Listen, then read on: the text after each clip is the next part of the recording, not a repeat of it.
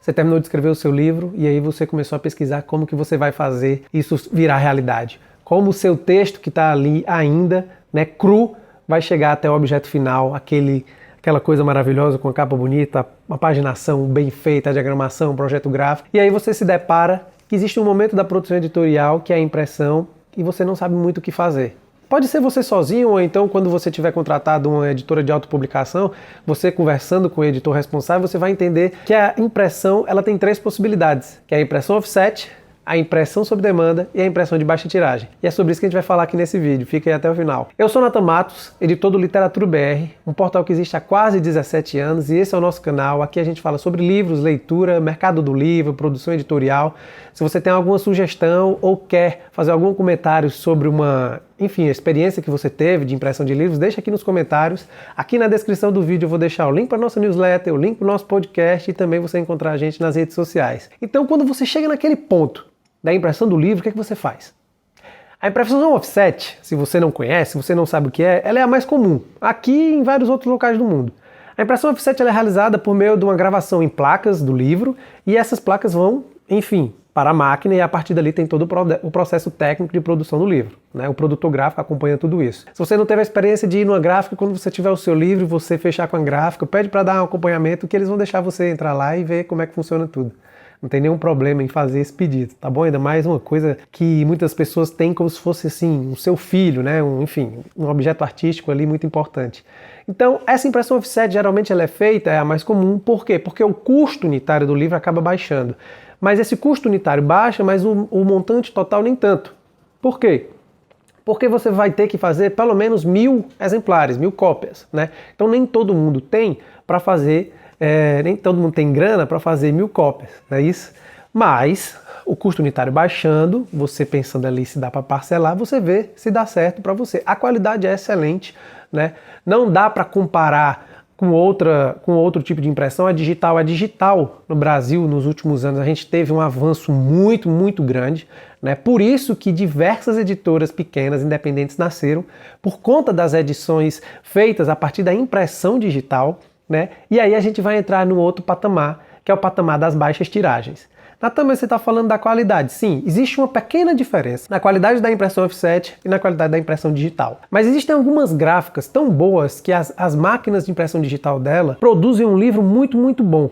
Que quando você coloca lado a lado o miolo do livro, você não consegue saber qual é offset e qual é digital. Se o produto que está sendo utilizado ali, os papéis, os insumos, tudo está sendo muito bem feito, vai ser muito difícil você saber qual é. Mas é claro, quem tem um olho ali que está no dia a dia, né, na lid, consegue perceber uma coisa aqui e ali, mas é muito pouca. Agora, quanto à questão da impressão da capa, tem uma diferença de tonalidade, mas também é pouca. Por isso que eu sugiro, quem for fazer impressões de baixa tiragem ou sob demanda, não utilizar cores totalmente chapadas. O que é cor chapada, Nathan? Você ter ali algumas cores preponderantes em abundância na capa, né? Um chapado, tipo uma capa totalmente azul, você fazendo uma baixa tiragem, uma impressão sob demanda, a depender da gráfica, isso pode acabar prejudicando. Não prejudicando na qualidade que você deseja. Vai ficar bom, mas talvez não vai ficar tão excelente como você quer que fique. Então tem essas questões. Mas a baixa tiragem ela contribuiu muito para que várias editoras nascessem, como eu falei. Ao mesmo tempo que o valor unitário do livro ele sobe, o montante final ele fica dentro do orçamento da pessoa que quer publicar o seu livro. Então você tem que pensar nessa questão do custo-benefício, porque você faz uma baixa tiragem hoje de 50 exemplares, de 100, 150, 300 exemplares. Tá certo? E em alguns casos as gráficas elas fazem offset a partir de 500 exemplares, mas o valor começa a ficar muito salgado. Então você tem a impressão baixa tiragem e aí você começa a pensar em outras coisas. Eu vou fazer 300 exemplares ou vou fazer 1000? Se você faz 1000, você tem que pensar no número de caixas de volumes que você vai ter para guardar, para estocar. Se você faz menos, evidentemente, esse volume de caixas é menor. Então, são algumas questões que parecem ser bobas, mas você tem que pensar, você vai ter espaço para guardar tudo isso, né? Onde que você vai guardar 1000 livros ou 1500 livros? 300 livros já é algo viável, se for um livro de 200 páginas, são poucos volumes, tá certo? Então, essa é a diferença, custo-benefício e também em pensar como que você vai alocar isso e também a questão da qualidade de impressão. Não é tão grande e possibilita você fazer pequenas tiragens. Se você faz uma primeira de 300 exemplares, você pode fazer uma outra depois de 100. No caso do offset isso é mais difícil, você tem que fazer 1000, 1500, tá certo? 800, 900 exemplares. Então, sempre vai ser um valor mais alto, mais salgado. E aí a gente vai entrar na sob demanda, que aqui no Brasil a gente tem um problema, baixa tiragem sob demanda, muita gente acaba confundindo, acha que uma impressão de 50 exemplares é sob demanda, e não é. A impressão sob demanda é a impressão do livro a livro, tá certo? Como assim, Nathan?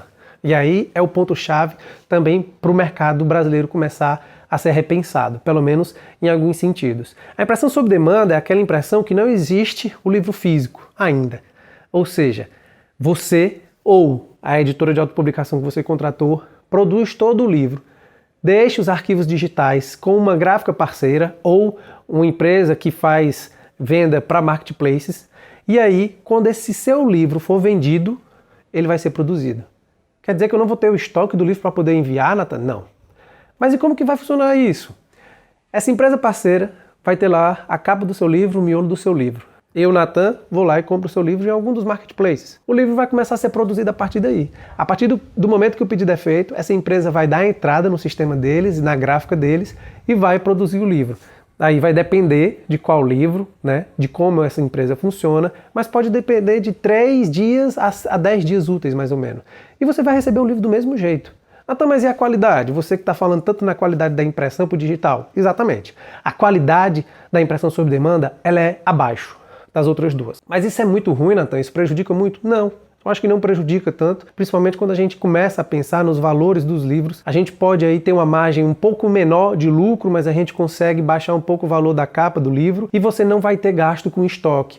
O gasto que se tem com a gráfica, geralmente dentro da produção do livro, ele é muito alto.